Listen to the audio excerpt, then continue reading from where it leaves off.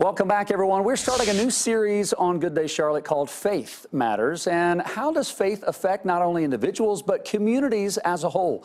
And one longstanding argument has been whether or not God is male or female, or does it matter? I decided to hit the streets to see what Charlotteans think about God. Take a look. Do you think God is male or female? Male. Why is that?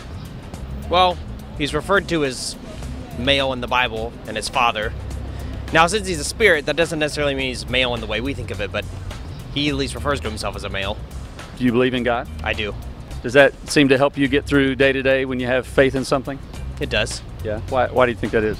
If this life is just this life, then everything's sort of meaningless, but I believe there's more to life than just what's in this physical earth. I have not thought male or female, but I do believe in God, so. Okay. Does that help you get through day to day knowing you have faith in God? Gives me a higher purpose to believe in.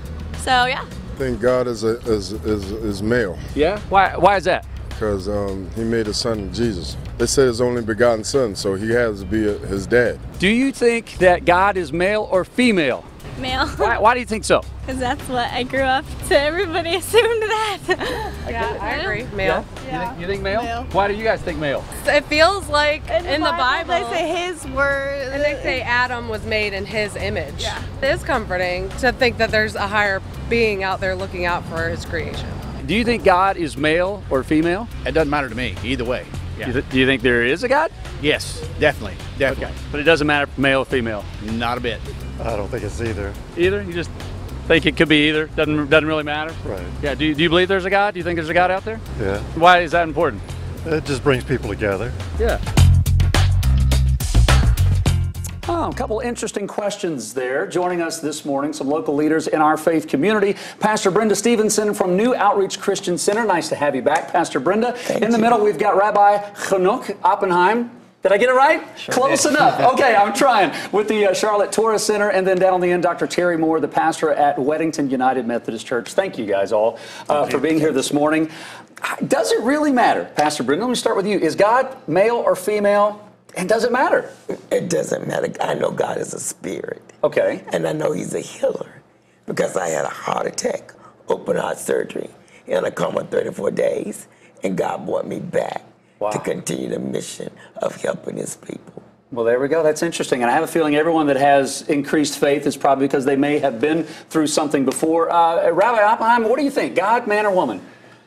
Obviously, God's above this all, and that male, women are just terms human beings use to describe each other. God's above all this, and he's the ultimate power in the world. And yes, obviously, I believe faith is a very important thing. Life is a series of choices, and although you might say we can't empirically prove God's existence, scientists have a lot to answer for where this world came from and where all these things called the laws of nature and DNA and everything else came from.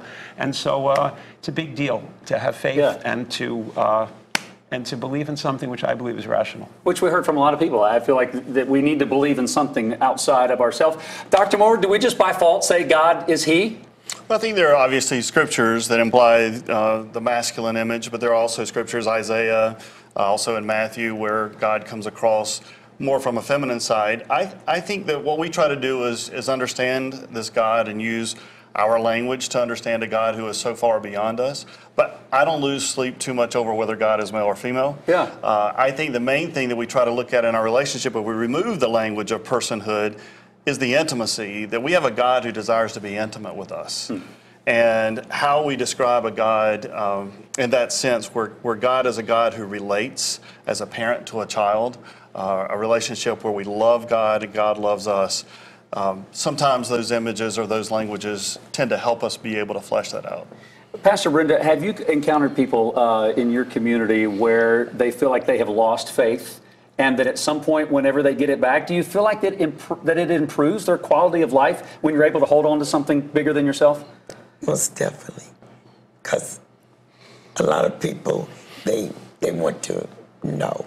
Yeah. You feel the wind. You can't see it, but you feel the wind. And you believe it's wind. Right. And you believe in something like that chair you're sitting on, that stool. You believe it's going to hold you. So we must have faith that sustain us, that God is a God of love and kindness, and we forget those things. Well, you're so right. And Rabbi Oppenheim, how do you talk to someone that doesn't have faith? I mean, how do you try to teach someone you got to have faith in something? That's $1 million question. That sure is. It's obviously going to depend on the person to whom I'm speaking. But what I explain to people is, in this world, you're going to have faith in something. Some people, it's their education, and therefore, as a result of my education, this is the job I'll get. That doesn't always work out, and corporations change, and countries change. Some people put their faith in communism. Some people put their faith in other systems. And things happen in life. People get sick. It's very difficult to have faith in human beings or systems. When there's an all-powerful God who has clearly constructed history, as a Jew personally, the fact that the Jewish people exist after thousands and thousands of years of persecution and other places without a national homeland and other places to go to for thousands of years, and we're still here, tells me if I'm going to put my trust in something, it's going to be God. Well, and I know, Dr. Moore, we're basically out of time, but I can't imagine a life not having faith in something. To me personally, that seems like it would be very empty. How do you encourage someone, maybe on a deathbed, maybe someone who lost a family member or lost a job? How do you believe in faith when so many things are awful in our society today? I think there is something inside of us that makes us lean for our God. It was Augustine who said, "You've made us for yourself, and our hearts are restless until they find their rest in thee." There's something there, and to be able to place our trust and faith in this God who so loves this world can offer us that peace to be able to get through these challenging, difficult days. Gosh, this is just the open door of an hour-long discussion. We're going to talk a lot more about faith matters and maybe how to build it, how it affects our community. Thank you guys for being here, Dr. Moore, Rabbi Oppenheim, Pastor Brenda. We appreciate that. And we're going to have more questions on Facebook Live. If you'd like to ask more questions to them, we will keep the conversation going. We're going to take a break. We'll be back after this.